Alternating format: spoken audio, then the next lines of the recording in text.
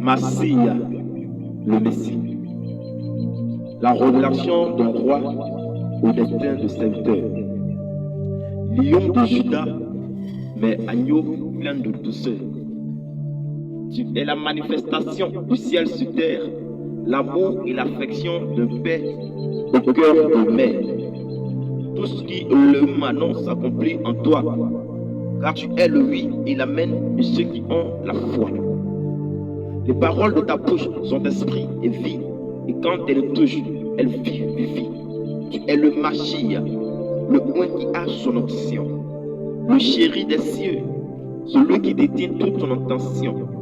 Pourtant, comme tout homme, tu as accepté de naître comme enfant, mais comme aucun homme, tu as affecté et bouleversé le temps. L'humanité a remis ses compteurs à zéro, car elle a su reconnaître en toi son héros. Agneau de Dieu qui ôte le péché du monde, sauveur compatissant qui pardonne même les péchés les plus immondes. Tu es venu libérer le captif de ses liens et pour le greffer à l'héritage du détenu. Rançon et monnaie d'échange pour la rédemption. Marné peut en témoigner, car pour toi c'était une vocation. Car en répondant favorablement à l'appel du Père, tu t'es disposé à lui ramener ses enfants vendus aux ténèbres. Massia, le Messie. Il est vrai que Adam donna un nom aux animaux à la surface de la terre, mais c'était sans savoir qu'avant lui, un agneau était déjà sur l'autel, car tu fus immolé avant la fondation du monde. Alors, qui t'a donc nommé agneau? Est-ce Adam? Impossible de l'imaginer, car tu es l'ancien des jours, celui qui a précédé le temps. Oui, tu as existé avant que l'homme n'ait besoin du temps pour commencer à exister. Tu es Alpha et Oméga, au commencement et à la fin du Olam, l'éternité. Une dimension dans laquelle aucun homme ne peut subsister. Machia, le Messie.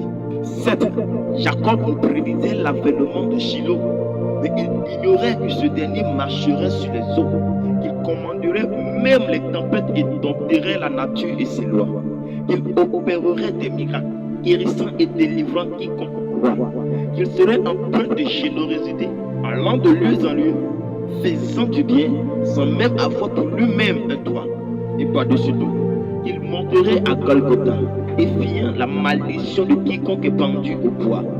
Oh Jacob, tu ne pouvais savoir que ton Shiloh serait un roi qui ne serait délivré par l'épée, mais plutôt par une mort de la croix. Jésus, descendant de David, mais éternellement couronné, roi des rois. Tu t'es présenté comme étant je suis, car tu te révèles singulièrement à tout celui qui te suit. Suivez-moi, je ferai de vous, tu as dit, car tu peux changer l'histoire de ceux pour qui rien de bon n'a été prédit. La lumière de vie s'est levée sur un peuple assis dans le noir, car Christ en nous, c'est l'espérance de la gloire. Cette gloire qu'Adonai ne partage avec personne, mais à laquelle nous avons accès par le privilège que ton sang nous donne. Oui, car si le sang d'Abel ne pouvait crier et attirer la malédiction sur Caïn, ton sang à toi peut justifier et ordonner la bénédiction sur tout celui qui hier encore était païen. La logique et les calculs égoïstes des êtres humains ne peuvent aucunement comprendre cette équation du divin. C'est que une seule vie innocente offerte sur une table a suffi pour justifier plusieurs âmes coupables. Un scandale dont seule la grâce est capable. Mes yeux n'ont peut-être pas vu ta première venue, mais ton esprit atteste à mon esprit que je suis ton élu. Alors depuis, il rappelle à mon esprit ton retour t'attend. Béni soit celui qui était et qui vient. L'Esprit et l'Église disent viens. Saint, Saint est le Seigneur Dieu. Ainsi il se chante depuis des siècles jusqu'à dans mon cœur. Amen.